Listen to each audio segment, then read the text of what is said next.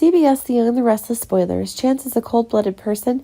Anyone who dares to disturb or affect his life is in danger. That is the word of death. Abby was afraid Chance would kill someone, but if Tucker didn't respect her and her family, she would agree to do so. Chance now has nothing but his family. If he can't protect his son and wife, then what's the point of living? Chance is a policeman, but he's no longer interested in his job as well as his life now. He wants to change everything. Abby cried and worried a lot when Tucker wanted to take over the guardianship. Chance was helpless because there was nothing they could do. They had to wait for the trial to take place and pray that the evidence they had could retain guardianship. Chance loves Abby more than himself. He also told Devin that he should be careful with his stupid actions, or else he will have to pay for his mistakes. There's nothing to argue about anymore.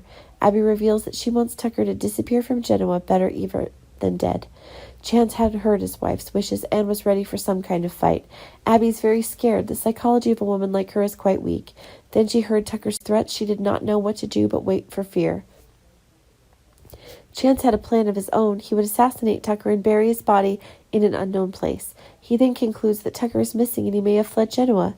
As a policeman, he can create fake evidence at any time without anyone daring to suspect. But what about Devin with his cleverness? Will he dig and find his father's killer?